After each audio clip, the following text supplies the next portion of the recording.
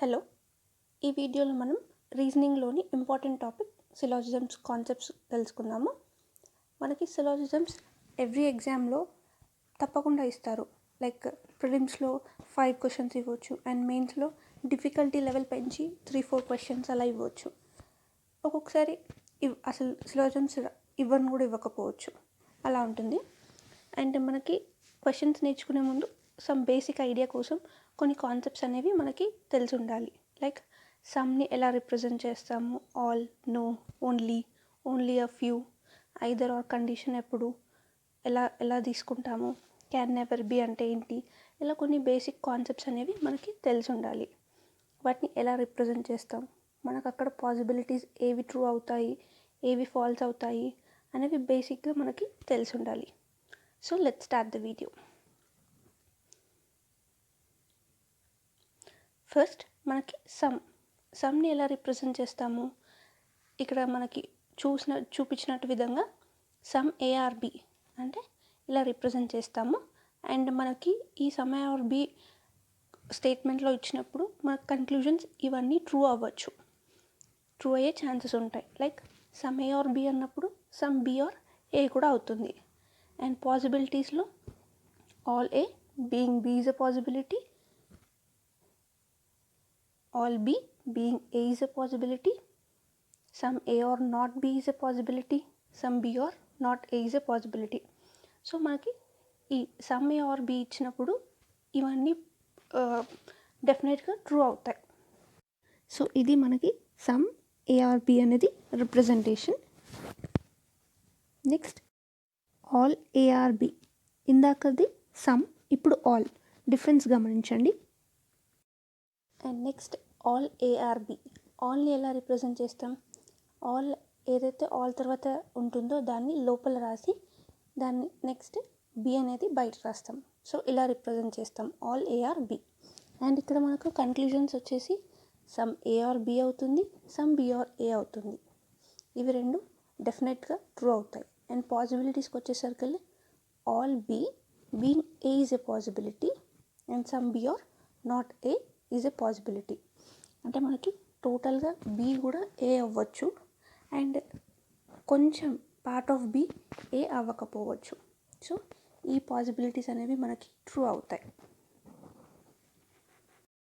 So ఇప్పటివరకు మనం 2 concepts నేర్చుకున్నాము. లైక్ సమ్ ఒకటి అండ్ ఆల్ ఒకటి, వాటిని ఎలా రిప్రజెంట్ చేస్తాం అండ్ వాటికి కన్క్లూజన్స్ ఏంటి, ఏవి ట్రూ అవుతాయని చూసాము. నెక్స్ట్ నోని ఎలా రిప్రజెంట్ చేస్తాం, ఇక్కడ ఏకి బేకి ఏ రిలేషన్ ఉండదు నో అంటే.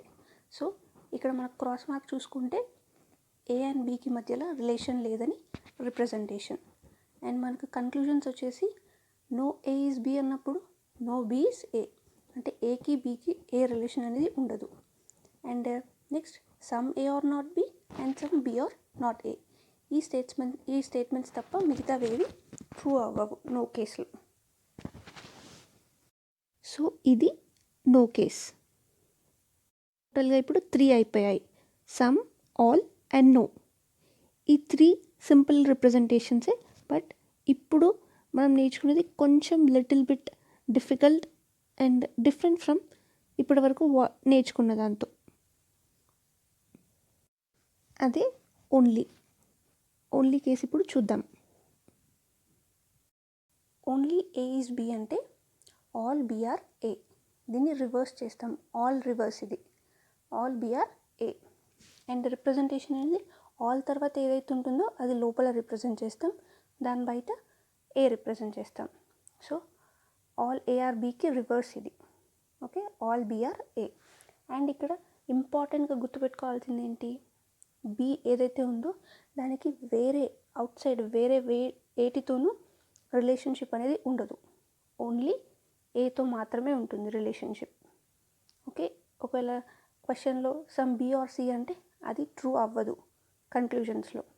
B will not have any relationship with other than A. Okay,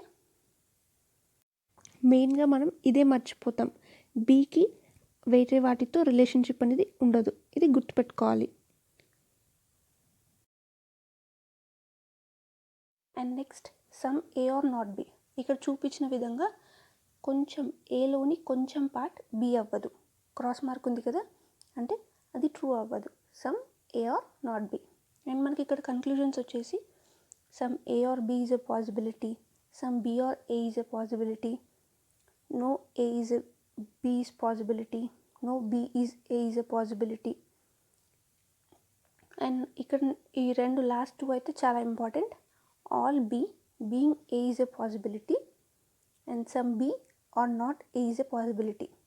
మనం క్వశ్చన్స్ చేస్తూ ఉంటే ఇవి అర్థమైపోతాయి, మనం గుర్తుపెట్టుకోవాల్సిన అవసరం లేదు. కన్క్లూజన్స్ ఏవి అవుతాయి, ఏవి ట్రూ అవ్వవు అనేది మనం ఆటోమేటిక్గా కాన్సెప్ట్ అది ఎలా రిప్రజెంట్ చేస్తాము అని ఐడియా ఉంటే మనకు ఆటోమేటిక్గా ఆ కన్క్లూజన్స్ అనేవి డిరైవ్ చేసుకోవచ్చు. ఇక్కడ మనం ఈ సమ్ ఏ ఆర్ నాట్ బిని ఈ ఓన్లీ ఫ్యూ కండిషన్లో యూస్ చేస్తాము. Next only of few. Only of ఫ్యూని ఇందాక మనం ఓన్లీ ఆ ఒక్క స్టేట్మెంట్ది చూసాము ఓన్లీ ఇచ్చినప్పుడు. ఇప్పుడు only of few. Only of few అంటే some A are B and some A are not B. రెండు స్టేట్మెంట్స్ అనేవి మనకు ఓన్లీ ఆఫ్ ఫ్యూని రిప్రజెంట్ చేస్తుంది. ఇక్కడ చూసుకున్నట్టయితే some A are B, so ఏకి బికి సమ్ అనే రిలేషన్ ఉంటుంది అండ్ ఏకి బికి మధ్యలో సమ్ నాట్ అనే రిలేషన్షిప్. ఇక్కడ క్రాస్ మార్క్ చూసుకున్నట్టయితే ఏకి బికి మధ్యలో సమ్ నాట్ రిలేషన్షిప్ కూడా రిప్రజెంట్ చేస్తాం. సో ఓన్లీ ఆఫ్ యూ అంటే some A are B and some A are not B.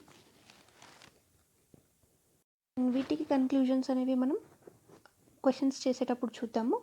So ఇప్పటివరకు some, all, no, only, only a few, some not ఇవి చూసాము. ఇప్పుడు నెక్స్ట్ ఐదర్ ఆర్ కండిషన్. మనం two conclusions ఏవైతే ఉంటాయో అవి రెండు రాంగ్ అవ్వాలి. సో ఆ స్టేట్మెంట్స్ అనేవి ఫాల్స్ అవ్వాలి. అండ్ ఆ ఫాల్స్ అయ్యాక మనకి ఈ 3 స్టేట్మెంట్స్ ఉండాలి దాంట్లో రిప్రజెంటేషన్లో. Like first statement some A are B ఉంటే next no A are B, అలా some, some not, all, some not ఇలా కనిపించాలి మనకు ఆ స్టేట్మెంట్స్, ఆ కన్క్లూజన్స్ ఏవైతే ఉంటాయో. అండ్ ఆ కన్క్లూజన్స్ రెండు ఖచ్చితంగా రాంగ్ అయి ఉండాలి.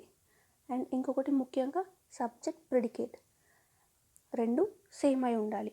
అప్పుడే మనకు అవి ఐదర్ ఆర్ కండిషన్ కింద ట్రీట్ చేస్తాం. మనకి ఇక్కడ చూసుకుంటున్నట్టయితే ఆల్, సమ్ నాట్ ఏదైతే ఉందో దాన్ని మనం నైదర్ నార్గా కూడా ట్రీట్ చేస్తాం. ఎప్పుడు ఇక్కడ చూసుకున్నట్టయితే all A are B, some B are not A. So ఇది వచ్చినప్పుడు మనకి ఇది నైదర్ నార్ కింద ట్రీట్ చేస్తాము, మిగతావన్నీ ఐదర్ ఆర్ కింద ట్రీట్ చేస్తాము. మనకి ఎగ్జాంపుల్స్లో క్లియర్గా అర్థమవుతుంది.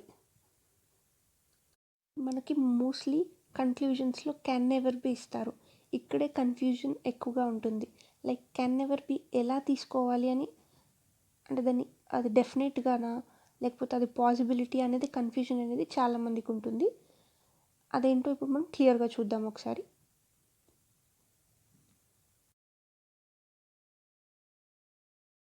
నెక్స్ట్ క్యాన్ నెవర్ బి అంటే డెఫినెట్గా నో అని. ఇప్పుడు క్వశ్చన్లో some A can never be B అంటే some A are not B అలా. సో డైరెక్ట్ నోగా ట్రీట్ చేసుకొని కూడా చేయొచ్చు. లేదు కన్ఫ్యూజన్గా ఉంది అని అనుకుంటే మనం ఎగ్జామ్లో క్యాన్ నెవర్ బి ఎప్పుడైతే ఇస్తారో మనం పాసిబిలిటీ ఎలా చేసుకోవాలంటే క్యాన్ బీగా ట్రై చేయాలి. Like some A are A can never be B అని ఇచ్చారనుకో, మనం some A can be B. So అది ట్రూ అవుతే can never be false. Okay, అంటే క్యాన్ బి ట్రూ అవుతే క్యాన్ నెవర్ బి ఫాల్స్ అవుతుంది. అలా మనం కన్వర్ట్ చేసుకొని కూడా చేయొచ్చు. Will see in examples. Just concept ఏంటి అంటే క్యాన్ నెవర్ బి అంటే డెఫినెట్గా నో అని అర్థం. సో అది మనకి can never be. Okay, next all A are not B. దాని అర్థం ఏంటి? No A is B and not all A are B అంటే some A are not B. Okay, ఇది ఈ రెండు స్టేట్మెంట్స్కి మీనింగ్. సో ఇవి మనం ఇప్పటి వరకు నేర్చుకున్న concepts. Some, all, no, only, only of few, either or and can never be. ఈ టాపిక్స్తోనే మనకి సిలాజిజమ్స్ అనేవి క్వశ్చన్స్ అనేవి ఉంటాయి కాబట్టి ఈ మెయిన్గా ఇవి మనకి ఎలా రిప్రజెంట్ చేస్తాం, వాటికి మీనింగ్ అర్థం అవ్వాలి, ఆటోమేటిక్గా మనం చేయగలుగుతాము. That's all for this video. Thank you.